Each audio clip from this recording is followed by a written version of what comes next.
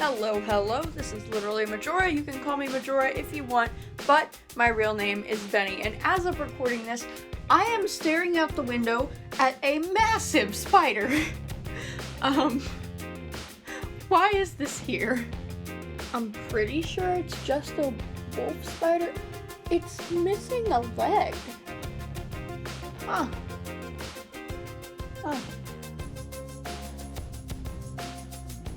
It's missing. Why am I talking about this? Okay, today's Majora Talks is not about spiders. Sorry. It's actually about dreams. I would almost call these nightmares, but not quite. I intend on doing like a part 2 and possibly a part 3 to this that will deal with more nightmarish things later. But for this one, I just want to talk about some like generally spooky dreams that I've had, because you know, it is the month of Halloween, so gotta talk about spooky things all month, all October. So I tend to have pretty repetitive themes in my dreams that probably says something about my psyche, but I don't want to get too far into that. Instead, I just want to talk about the dreams themselves. And for this particular video, one of the things that pops up a lot in my dreams is vampires. Yep, very often. So many vampires. I actually have 3 pretty important vampire dreams, but I don't remember many of the details of the first one. I just remember that it involved sitting on the bottom of a swimming pool for a really long time, and that's about it. The second one, though, that one I remember in vivid detail. This dream takes place at the church that I grew up going to. There was a basketball court in the parking lot on the lower level, and while I myself did not play basketball, a couple of my friends and the boy I liked at the time did. We'll call him Franklin for the sake of this video. By the time I was at about the age that I would have had this dream, I was pretty okay at basketball, to be honest. I practiced a lot with my friends, and if I had been in public school, I probably would have been on a team. In this dream, I did this sort of like point of view switch. I don't know what else to call it. I would start out the dream as myself, but then the dream would center more around someone else, and I would spectate from their point of view like if I had just died in a video game. So we're playing basketball outside of the church when Franklin hears a noise in the woods. Everyone kept telling him not to go, to stay here. It was probably something dangerous, but he went anyway. He walked out into the woods, and suddenly, I was Franklin. That probably says something about my gender identity, doesn't it? Oh, 14-year-old me, if only you had paid attention to your dreams. But anyway, I, as Franklin, wander out into the woods, and I stumble upon this decrepit old wooden shack. It looks like it's been there for a long time, and it's falling apart. But the noise, it's coming from inside, and there's smoke rising from a fireplace. So I do the stupid thing and I go in, and the inside is completely different than the outside. It's got that whole magic, bigger and fancier on the inside than it is on the outside deal. And it's this kind of nicely decorated lobby, and there's this girl standing there that I've never seen before. Well, at least not in a dream. She explains that this shack is the lair of an evil witch. I'm not quite sure why she was evil. I think maybe she was eating people. And no, I'm not trying to say that witches are evil and bad. I know some real life witches myself, and they're awesome. So shout out to you if you ever see that real life witch, friends. But this girl, she's here to kill this particular cannibalistic witch. She explains how the house works. There are hundreds of floors, and each new room you enter has some sort of trap or puzzle for you that kind of requires you to figure out what's real and what's not. There are golems that are charmed to look like the witch's victims, calling for help. If you help them, you probably die. there are doors that look like they should be the next way you should go, and if you go in them, you die. So, yeah, death around every corner. Isn't that fun? So I, as Franklin, agree to go with this girl up to the top floor of the mansion shack and kill the witch. And we do. We made it. This girl kicks ass, because of course she does. And then we cut the witch up into pieces and burned her. I don't know why that was like a significant detail that my brain decided I needed to remember, but we burned her. Then we get outside of the shack and set it on fire too, so that no one else can be lured in and no other evil witches can use it for their purposes. And then, just as the girl is about to leave, she smiles at me. Well, Franklin. Revealing her long, pointy canine teeth. The girl that I found in the house and agreed to kill the crazy cannibal witch with...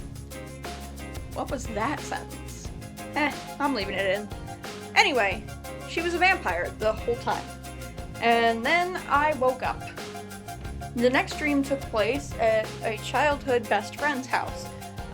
The same friend from my How Ocarina of Time Changed My Life video, actually.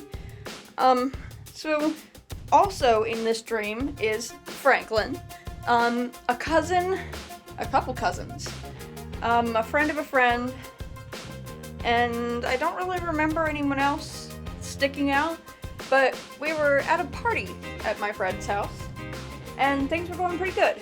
This is a couple years after the first dream, which I had around 14. I had it a couple times, but I had it for the first time when I was 14. And then this one, I would have been 16 or 17 when I had this one. So we're at this party, and me and Franklin are getting along really well, which is probably the first indication that it was a dream, because I am useless around boys. Like, I don't know what happens when I like a boy, but I forget the entire English language. Like, girls, I can talk to, no problem. But for some reason, when it's a boy, I'm just like, what are words? So we're at this party, everything's going fine, which sounds fake, but okay. And then there's a knock at the front door. I don't know how we would have heard it, considering it was a very loud, high school party. But we go to the door, and there's a girl out there, and she explains that she's new to the neighborhood, and she heard that there was a party, and she knows that even though she wasn't invited, she might have a chance of getting in. So, most people know that when someone comes to your door and you've never met them before and they explicitly ask, hey, can I have permission to walk into your house? That's a vampire! But Franklin, who was the one who opened the door, let her in, like an idiot. So of course this vampire chick barges in, bites somebody like a foot away from the door, and then there's like 4 or 5 other vampires that come in after her, which doesn't really make much sense, but I guess they kind of just like shared her permission. I don't know. It's a dream, it doesn't have to be logical. So a group of about 10 people from the party managed to escape downstairs to the lower level. I'm pretty sure we barricaded the door with like cross necklaces and garlic salt, which isn't that much of a stretch because there was a kitchen on the lower level, and the people at the party were mostly people I went to church with, so of course somebody had a cross on them. So we're downstairs, and everybody starts freaking the fuck out. Why? Because I was bitten while we were upstairs, and somehow I managed to get down with the people that weren't bitten. And the thing is, the people that were bitten sort of turned into like hive mind zombie fledglings. I don't know how else to describe that. They became subservient to the main vampire who had barged her way in. And then there's a knock at the sliding door that goes to the patio. Franklin, it's me. Let me in. So Franklin lets her in, even though literally everyone else is losing their mind saying, no, that's another vampire.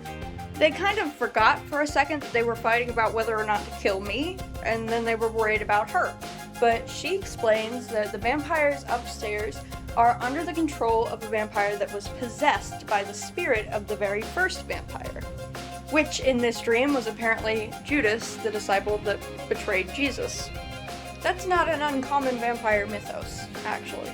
But anyway, these possessed vampires were under the influence of Judas, and as soon as we staked Judas, everyone else would go back to normal, and the people that were freshly bitten upstairs would become mortal again because they weren't supposed to be vampires.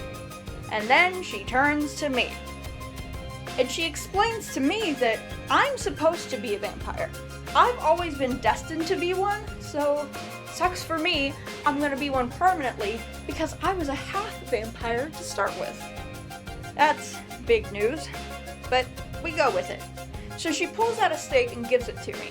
And she pulls out another one and hands it to Franklin. And she says, we're going upstairs, we're gonna split up, and we're gonna try to stake the main vampire who is possessed, who was in the main kitchen upstairs.